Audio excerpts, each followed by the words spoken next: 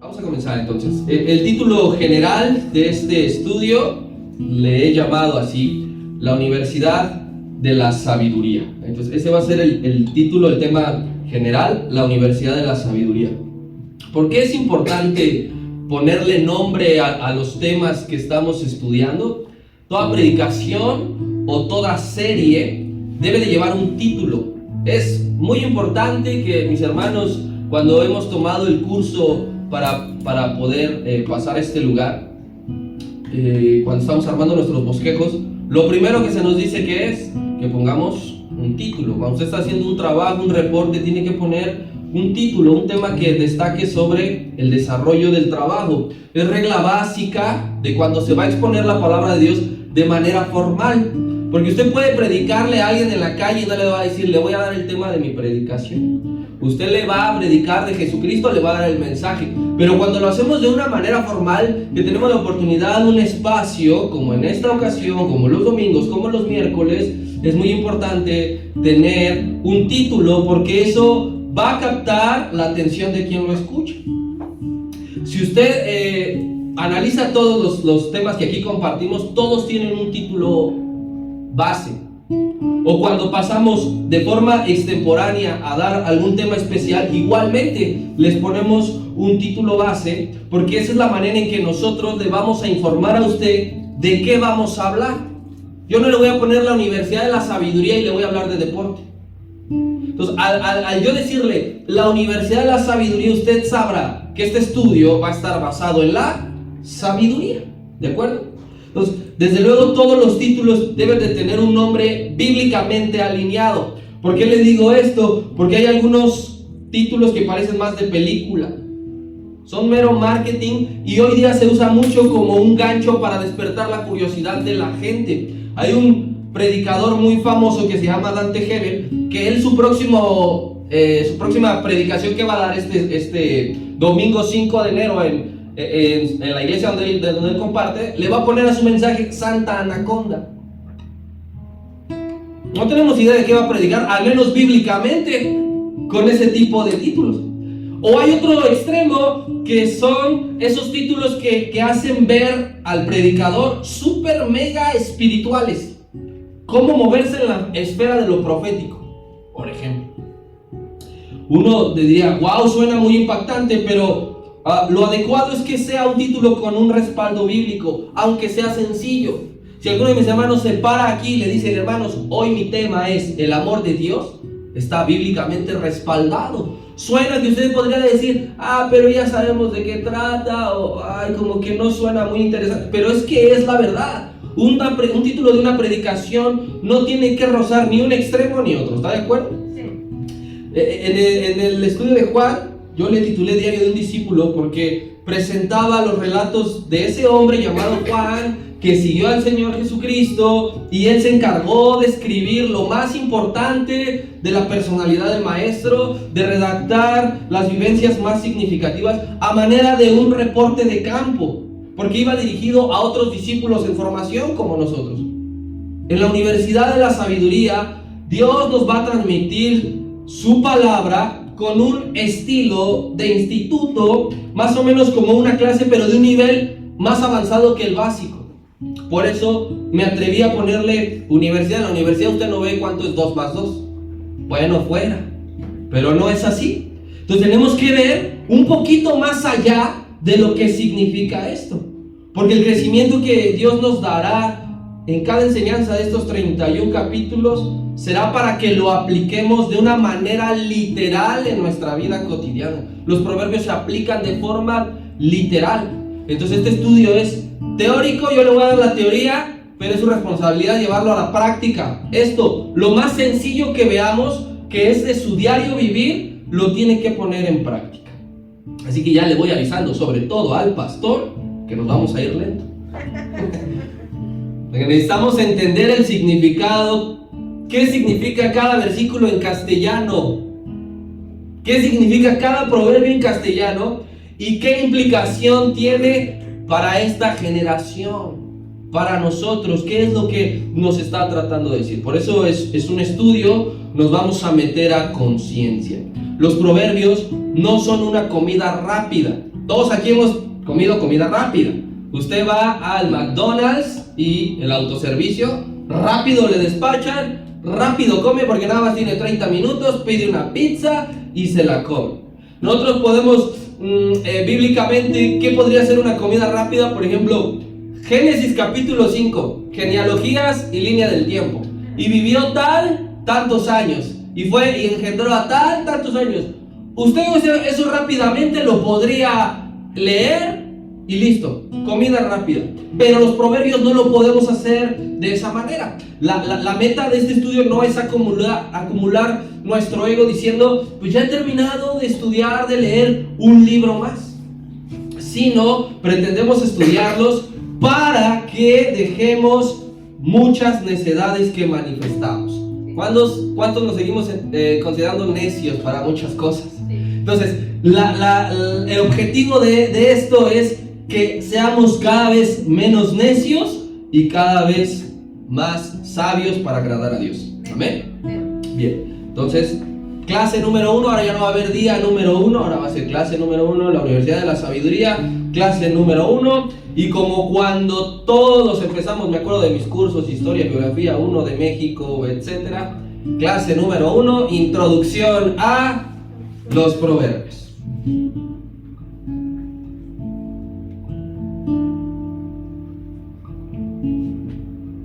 Vamos a comenzar viendo algunos aspectos generales del libro. Todo esto es muy importante para poderlo irlo relacionando más adelante. Bien.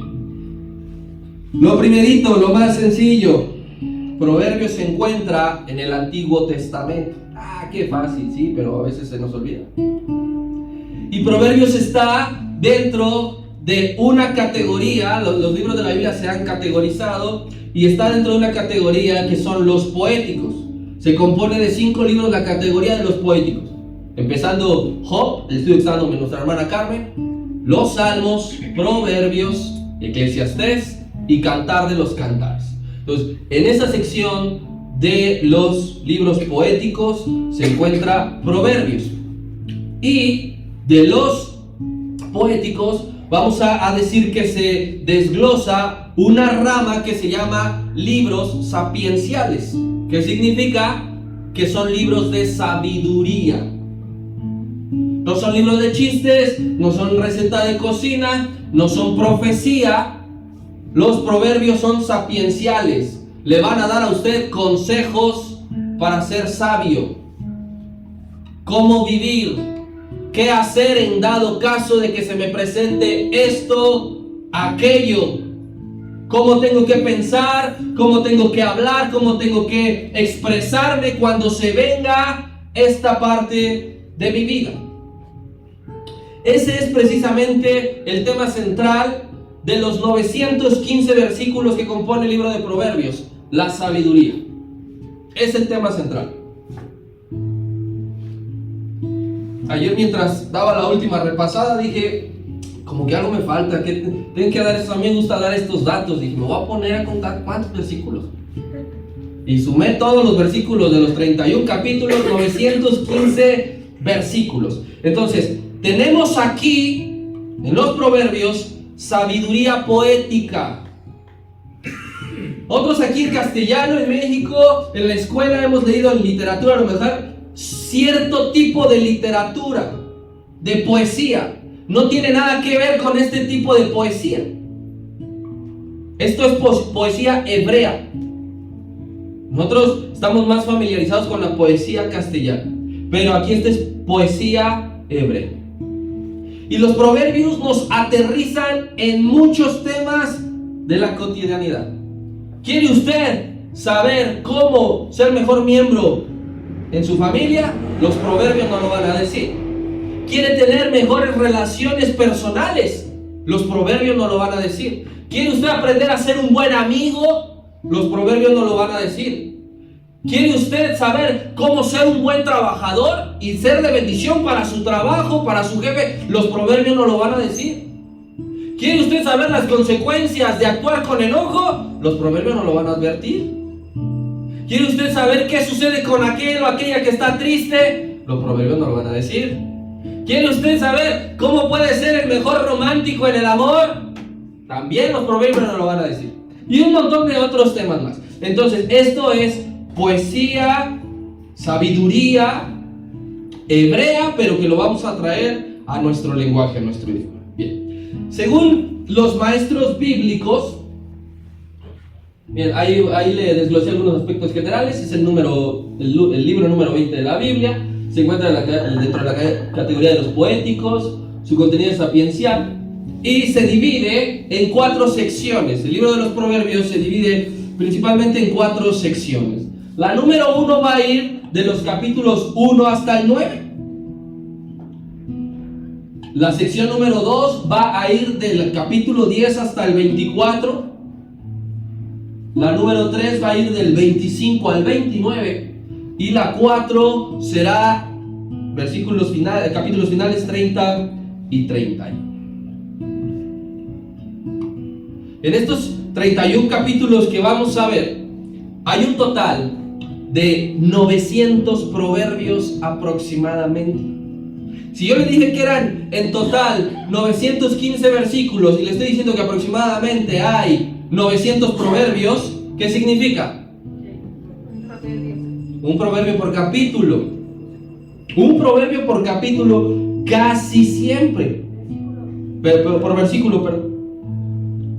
Y aquí le va una clave que es muy importante para que no nos confundamos.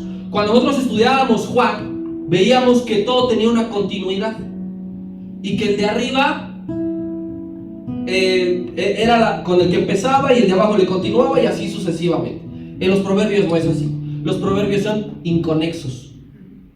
Es decir, que el proverbio de arriba le puede estar hablando de una cosa y el proverbio de abajo le hablará de otra cosa, para que usted no espere la continuación o qué más sucede, ¿sí? No forzosamente va a haber una relación con el 2 con el 3, el 6 con el 7, no forzosamente. Puede que haya casos que sí, pero no están unidos siempre. Le voy a poner un ejemplo. Por favor, Anita, vea Proverbios capítulo 10. Proverbios capítulo 10. Nos vamos a ir 14, 15 y 16. De Proverbios, Proverbios 10, 14. Vea, esto es un ejemplo de que los proverbios son inconexos. Dice 10. Los sabios guardan la sabiduría, mas la boca del necio es calamidad cercana. Este versículo número 14 nos está hablando de sabios. El 15 dice: las riquezas del rico son su ciudad fortificada y el desmayo de los pobres es su pereza. Este nos está hablando de los pobres. Ahora el 16: la obra del justo es para vida, mas el fruto del impío es para pecado. Y este nos está hablando del justo. Entonces aquí tenemos un ejemplo claro cómo todos los proverbios van a ser inconexos: sabios, pobres, justos. Entonces así nos vamos a encontrar muchos ejemplos. Siguiente cuestión general que tenemos que ver de todos los libros: los proverbios no son exclusivos de Salomón. Relacionamos casi siempre que todos los proverbios son de Salomón. Así como no todos los salmos son del rey David, así no todos los proverbios son de Salomón. Hay 3 autores que Proverbios registra con su nombre, que son autores de este libro. Salomón, sí, el mayor autor, el mayor escritor de Proverbios es Salomón. Pero después también nos menciona a un escritor llamado Agur y nos menciona a otro llamado Lemuel. Agur y Lemuel tienen un proverbio cada uno, el 30 y el 31. Pero no solamente son estos, Salomón, Agur, Lemuel, de estos sí hay registro de su nombre. Había un grupo de sabios, del cual no sabemos cómo se llamaba, pero que colaboran en la composición de este libro. Es decir, que ese grupo de sabios compuso algunos proverbios, pero no aparece en su nombre. Vea, por ejemplo, Anita, 24, 23, por favor.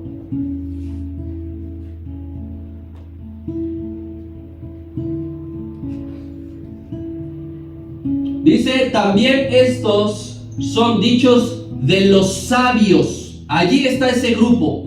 El rey quizá se reunía, tenía una cúpula de gente que le ayudaba, que le aligeraba el trabajo, y entonces este grupo de sabios también escribía, pero no hay ningún nombre. Entonces no todos los proverbios son de Salomón, está Agur, está Lemuel y está este grupo de sabios. Bien. Los proverbios, mis hermanos, son parte de nuestra cultura. No hablo de estos que están aquí. Los proverbios son parte de nuestra cultura.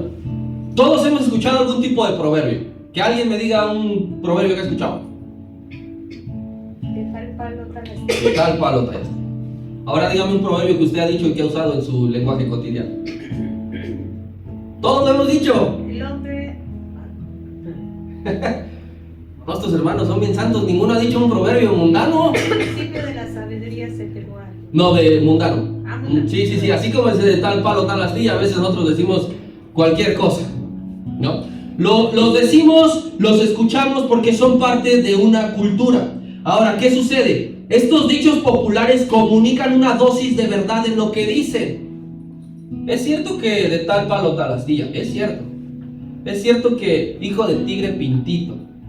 Todo ese tipo de cosas son ciertas y te ayudan a expresarte con facilidad. A veces no sabemos cómo decir las cosas y ocupamos algo más resumido.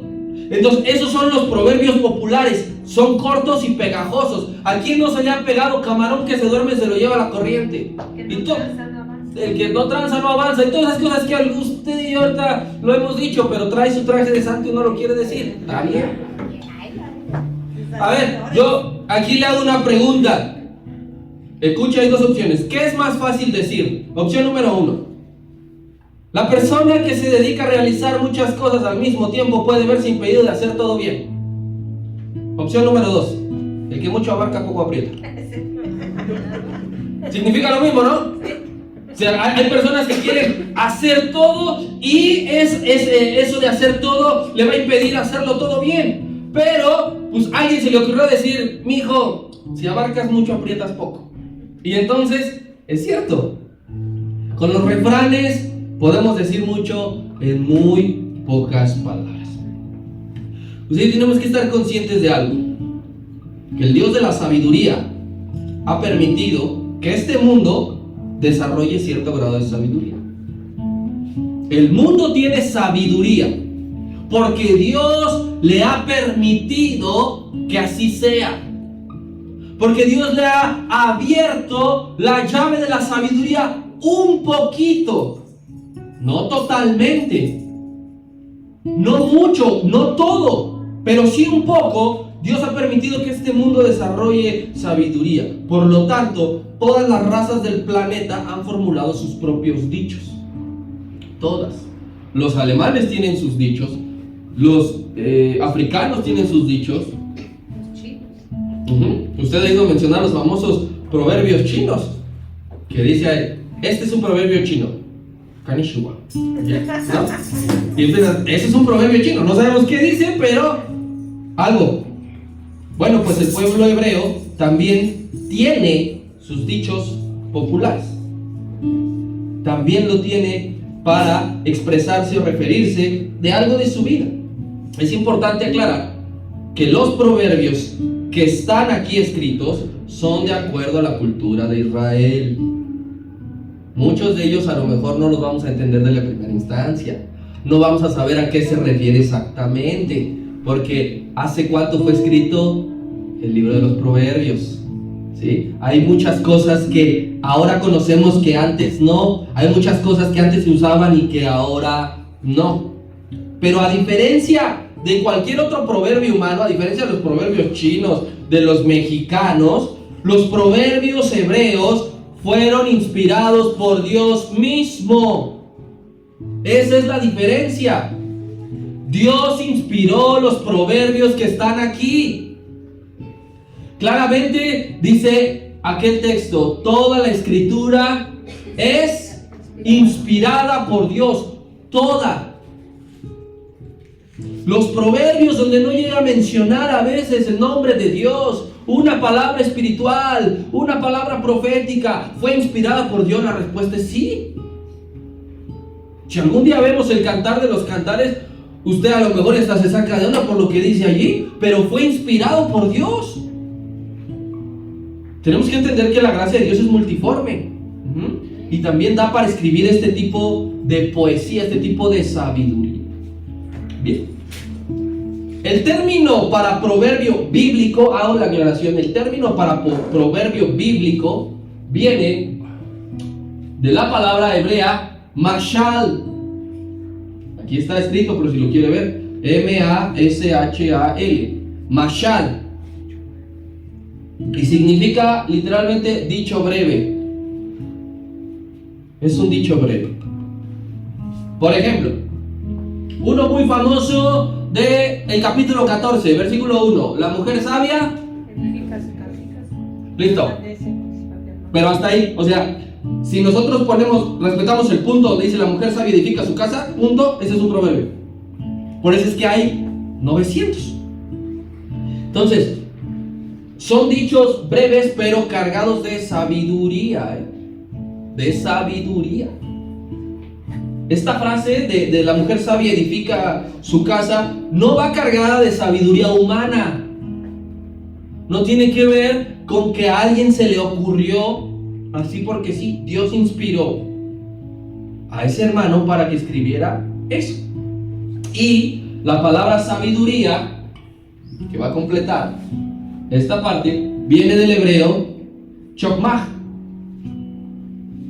C-H-O-K-M-A-H, que significa sabiduría divina. Entonces, chokmah, mashal, son las dos palabras para poder entender un proverbio divino. Los proverbios, mis hermanos, son conocimiento acumulado de generaciones que buscan enseñar cómo honrar a Dios y vivir bien. Todos los proverbios que están aquí escritos no fue de la noche a la mañana. Fue una información transferida de generación en generación, que el primer objetivo es enseñarle a su siguiente generación cómo honrar a Dios, cómo honrar su presencia, cómo alabar su nombre, cómo glorificarle con nuestras acciones. Entonces, piense usted a lo mejor que le ha pasado que su abuelito le enseñó algo. Cuando llegues a una casa ajena, a todos saluda. Y entonces eso se fue transmitiendo de uno a otro, de uno a otro, de uno a otro. Con los proverbios divinos pasa exactamente lo mismo. Se acumuló tanta revelación, se acumuló tanta enseñanza, tanto conocimiento que se transmitía. El Señor decía en la ley: estas cosas que yo te digo hoy se las vas a enseñar a tus hijos, se las vas a transmitir. Si es necesario, pégalas en las paredes, ponlas ahí en los dinteles de tus puertas, porque tu hijo tiene que crecer y desarrollar la fe. Los niños judíos son así. ¿Por qué cree usted que a los 12 años ya se saben el Pentateuco, la ley? Los niños de los 12 aquí en México saben, pero cómo descargar videos en YouTube. Entonces, desde el antiguo Israel, los proverbios tienen una función pedagógica. Son un recurso para enseñar.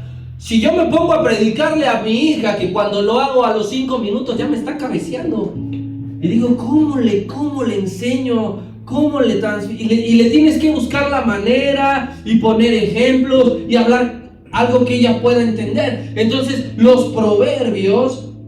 con los proverbios enseñaban los padres, con los proverbios enseñaban los rabinos, porque lo importante es transmitir los principios del Señor. Tu hijo no puede crecer sin saber que solamente hay un mediador entre Dios y los hombres. Tu hijo no puede crecer sin saber que debe de guardar su corazón sobre cualquier cosa. Entonces, ese tipo de enseñanzas son a través de los proverbios. La forma en que están escritos ayudan a que los memoricemos. Son más fácil memorizar los proverbios que a lo mejor cualquier otro texto. Si yo le digo aquí a alguien, por favor, dígame un texto en Ezequiel. Tranquilo, yo tampoco sé muchos. Pero de proverbios, aunque no nos sepamos la cita, tenemos mayor facilidad de poderlo decir. Y a la vez, a la par en la que estamos memorizándolos, transmitiéndolos, enseñando, nos llevan a la reflexión. Como aquel que dice que no te le quedes viendo lo rojo del vino. Tú lo vas a decir, es que es cierto, porque si tú lo miras, ya te engatusó. Y luego más adelante dirá, y te dejará con los ojos bien morados. Y es cierto.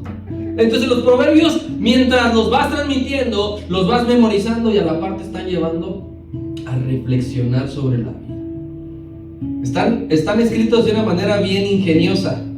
Sirve para que los recordemos. No son muy complicados. Obviamente no los vamos a aprender todos, pero vamos a ir adquiriendo cada vez más.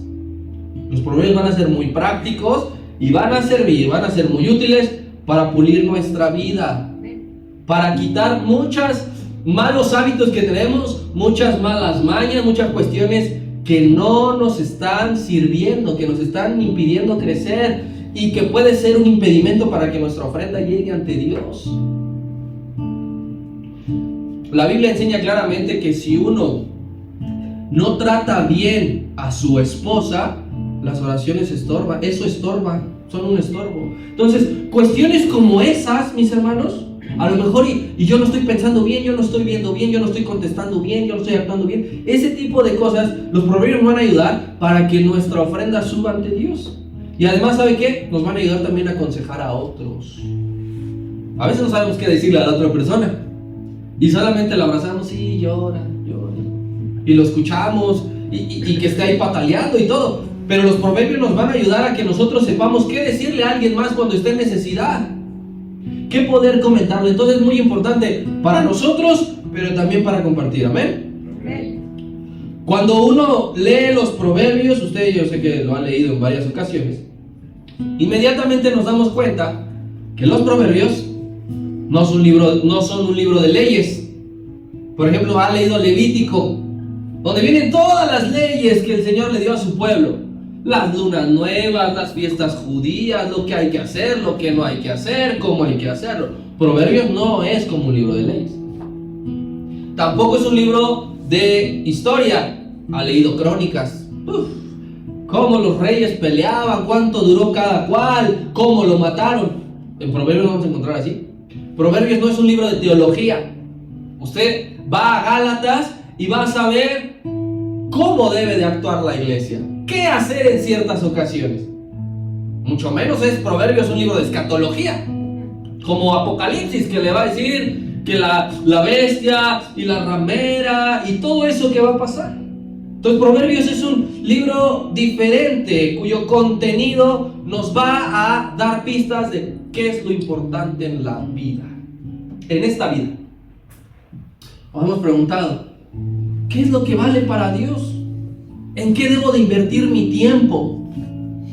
¿En qué debo de estar más concentrado? Bueno, el Proverbios nos va a dar pistas de decir, hijo, es por acá. Este es el camino. La sabiduría que hay en los Proverbios va a hacer que nuestros deseos estén enfocados.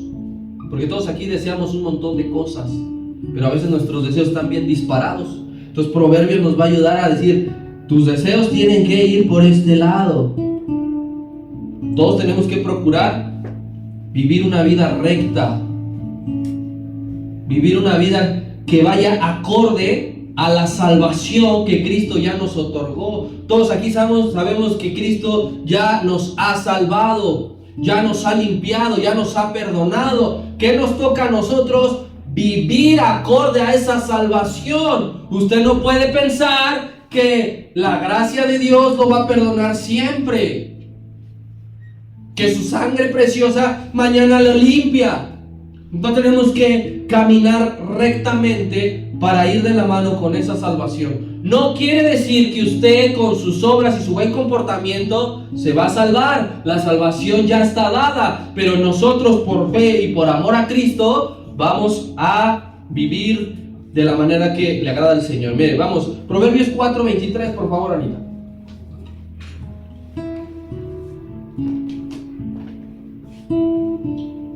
Dice: sobre toda cosa guardada, guarda tu corazón, porque de él mana la vida. Esto a nosotros es una clara señalización de que tenemos que cuidar nuestro corazón, de que debemos de cuidar nuestra mente, que Cristo ya lo limpió, que Él vive, pero que a nosotros nos toca vivir de manera justa, de manera recta, de manera piadosa, para no desacreditar el sacrificio del Señor. Entonces, los proverbios, mis hermanos, no son del todo unos caramelitos como este que me estoy comiendo. Alguien podrá decir: qué fácil, qué divertido, va a estar padrísimo. No son todos unos dulcecitos que puedo degustar sin que me representen ningún problema. No, los proverbios traen mucha demanda. Porque al leer este tipo de cosas, al saber este tipo de cosas, al entender este tipo de cosas, no nos podemos quedar igual. Porque si tú no has guardado tu corazón, allí has identificado por qué seguimos siendo los mismos, por qué Dios no me usa más, por qué tengo un límite. Entonces los proverbios son muy demandantes. Aunque el libro está acomodado en el tiempo de la ley, eso no quiere decir que perdieron su peso para el tiempo de la gracia. Proverbios escritos en el tiempo de la ley, pero en el tiempo de la gracia siguen aplicándose, siguen operando, siguen en función. El apóstol Pedro recurre a un proverbio. O sea, el apóstol Pedro ya aparece en el tiempo de la gracia, en el Nuevo Testamento. Y este discípulo, que para su segunda carta ya es apóstol, ya es uno de los grandes de la iglesia, recurre a un proverbio para llamarle a los falsos maestros de una manera peculiar. A los que escuchan a los falsos maestros, a los que van tras los falsos maestros, les llama perros que vuelven a su vómito. Y ese es un proverbio que vamos a encontrar aquí. Entonces el apóstol Pedro pensaba y decía: ¿Cómo puedo relacionar para que me entiendan aquellos que están siguiendo falsas doctrinas? Aquellos que van tras falsos maestros, falsos apóstoles, ¿cómo lo puedo relacionar? Y entonces dice: esas personas son como un perro cuando va y se traga otra vez su vómito. El mismo Señor Jesucristo usaba proverbios para que no pensemos que el Señor solamente profetizaba, que no solamente sanaba. No, el Señor se codeaba con gente popular, con gente del pueblo, y es a ellos a quien les decía: al César lo que es del César. Que hoy día algunos lo dicen para relacionar que pues, a cada uno tiene que cumplirle. Esto fue dicho para pagarle el tributo, dar al César lo que es del César. El Señor en otra ocasión dijo: no avientes tus perlas a los cerdos. Proverbios. Entonces, por lo menos en 10 ocasiones los proverbios son citados textualmente por hombres del Nuevo Testamento. Los hombres del tiempo de la gracia citaban a los hombres del tiempo de la ley. Específicamente hay hasta 10 ejemplos de que hombres de fe citaron los proverbios. Solamente vamos a ver un ejemplo. Por favor, Anita, Proverbios 3:34.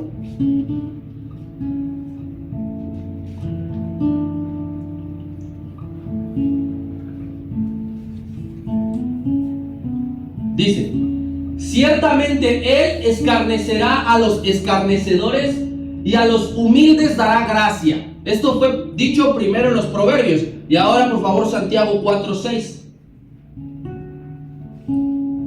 Pero Él da mayor gracia. Por esto dice, Dios resiste a los soberbios y da gracia a los humildes. Aquí el apóstol Santiago, el medio hermano del Señor Jesús, está citando un proverbio. Y como eso encontraremos 9 ejemplos más. Para que usted y yo no digamos, los proverbios se quedaron en el tiempo pasado. Los proverbios no aplican ahora. No, todo lo contrario, siguen vigentes. Conforme vayamos avanzando en el estudio, nos daremos cuenta que hay distintos tipos de proverbios. Algunos proverbios van a ocupar un lenguaje figurado, pero bien marcado, como este. 25-25, por favor.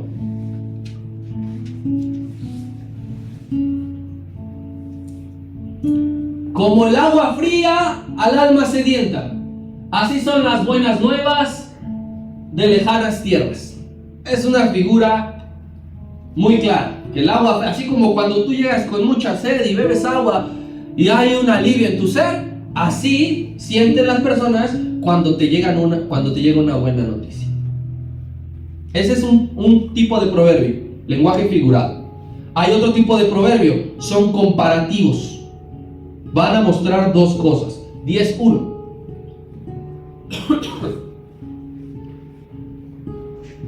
Los proverbios de Salomón. El hijo sabio alegra al padre, pero el hijo necio es tristeza a su madre. ¿Qué va a decir aquí? Aquí hay dos tipos de hijos. Vamos a compararlos. Está quien le produce alegría con sus hechos a su padre, y está quien le produce tristeza con sus mismos hechos a su madre. Y el tercer tipo de proverbios son aquellos que contienen un toque humorístico, un toque sarcástico. De esto va a haber varios también. 21-19. Perdón, mis hermanas. Mejor es morar en tierra desierta que con la mujer rencillosa e iracunda. Traducción 2021. Si es tóxica, mejor ábrete.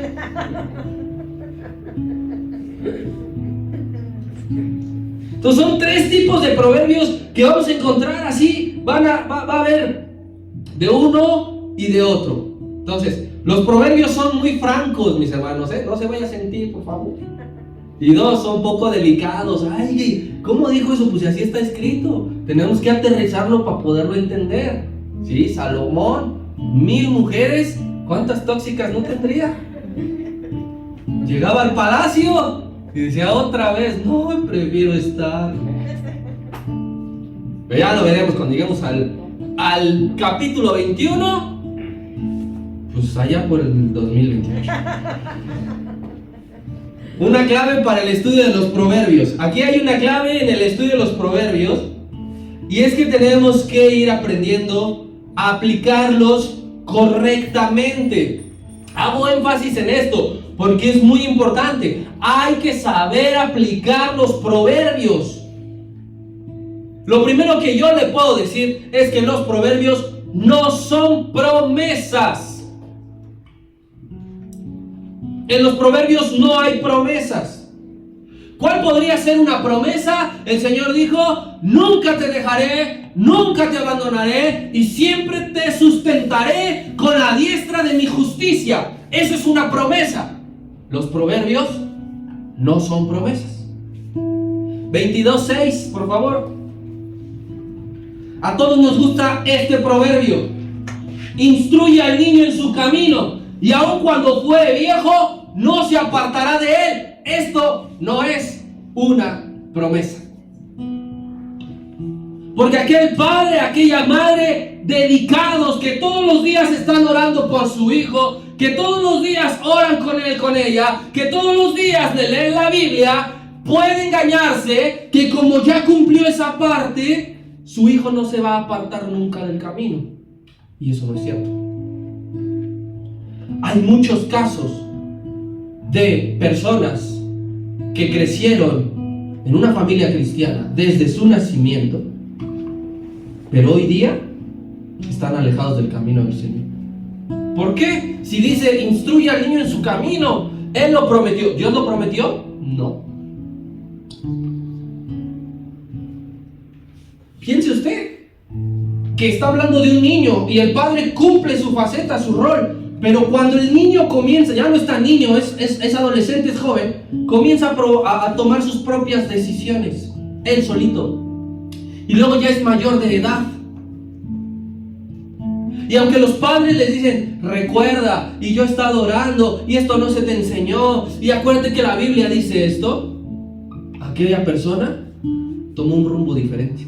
Entonces, mis hermanos, no vayamos a tomar esto como promesa. Es un ejemplo únicamente que nos vamos a encontrar mucho. Una característica más de los proverbios es que están cargados de moralidad.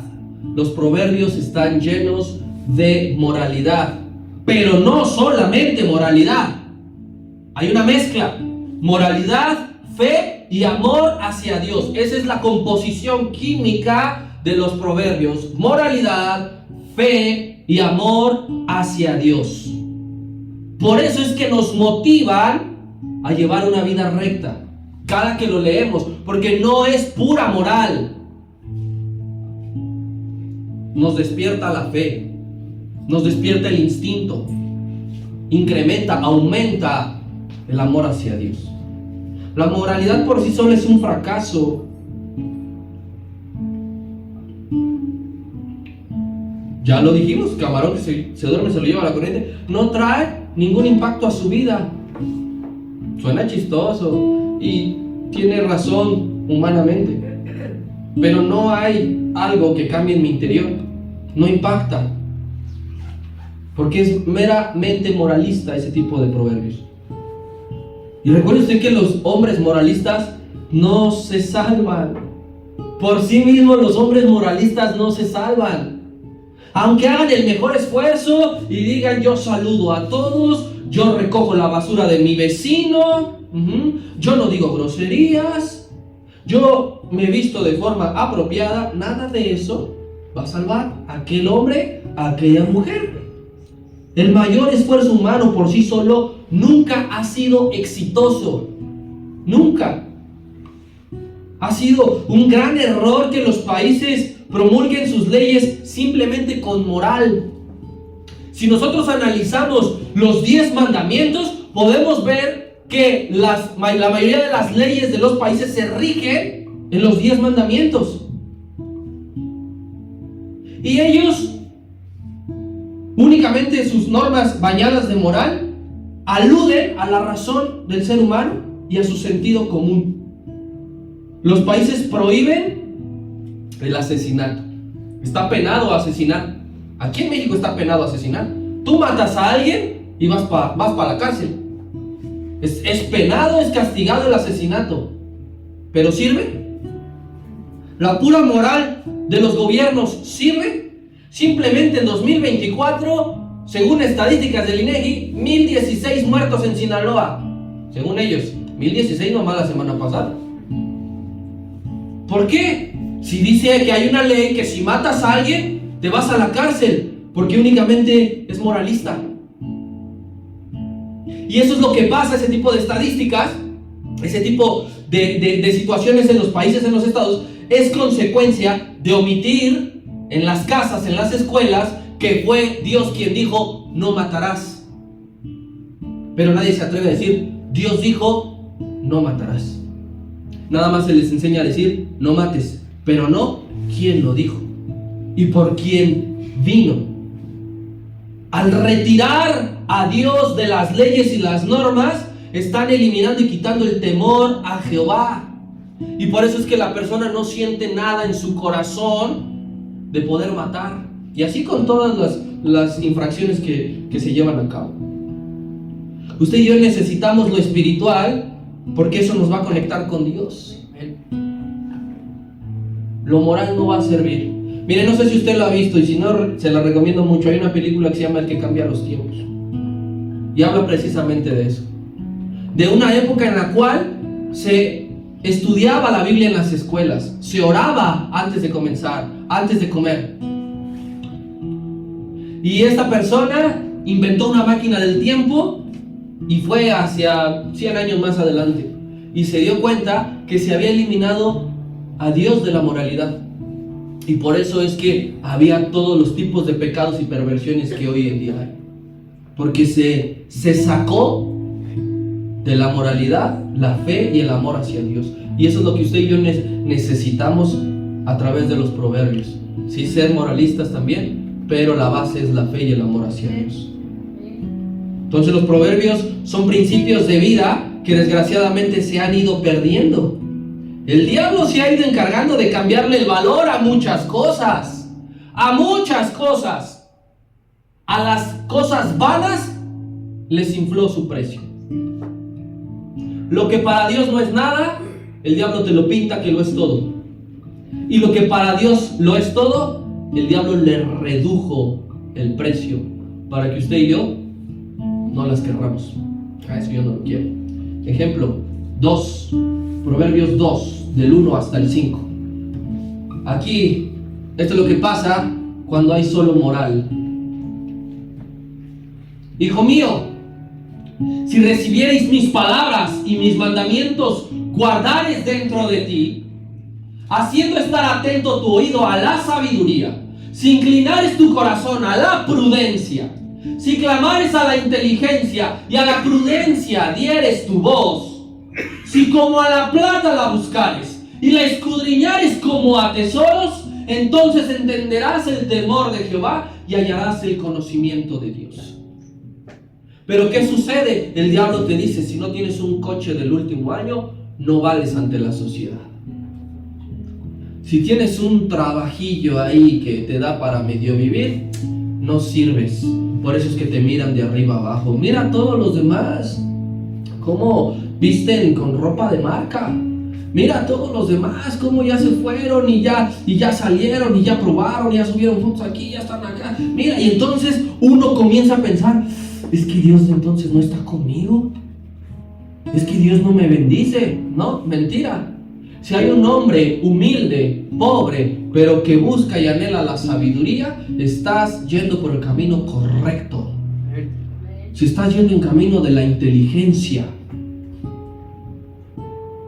¿Por qué cree usted que el Señor Jesucristo dijo que a los pobres les es anunciado el Evangelio? Porque no tienen su mente cauterizada de que lo importante es cuánto cuestan tus tenis que traes.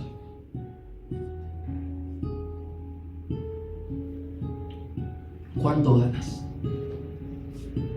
Así que mi hermano, nosotros tenemos que ser una generación que adopte la mente y el corazón de Dios. No del mundo. No de la sabiduría del mundo. No del marketing, no de la moda. Tenemos que adoptar la mente y el corazón de Dios. Y esto es la mente y el corazón de Dios. Usted y yo debemos retomar los valores del cielo. En el cielo se manejan valores. Usted es responsable de en su casa practicar buenos valores humanos. En el cielo hay valores y usted y yo los tenemos que adoptar, buscar, anhelar, querer.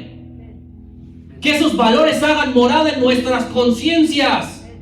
Los principios del Señor tienen que salir de aquí. De aquí tienen que salir. No te expreses como un necio. No le enseñes mal a tus generaciones. Porque después tenemos problemas. Después hay disfuncionalidad. Dios siempre se ocupa de formar hombres y mujeres íntegros en medio de tiempos peligrosos. ¿Quieres ser uno de ellos? Amén. ¿Quieres ser un hombre que diga, los valores de este mundo están corrompidos? Dime cuánto ganas y te diré quién eres. Si te puedes juntar con nosotros, si cabes en el grupo. No. Dios está diciendo, a pesar de esa sabiduría que hay en este mundo, yo sigo dispuesto a formar hombres y mujeres que piensen y que hablen con el lenguaje del cielo. Es un buen propósito para este 2025, ser sabios y entendidos. ¿Quién quiere serlo? ¿Quién quiere aumentar su sabiduría? Y por último, ¿cuál es el propósito de estudiar los proverbios? Los que vamos a comenzar a estudiar. ¿Cuál es el propósito? ¿Es porque hay que rellenar un espacio y un hueco? No. Hay un propósito claro.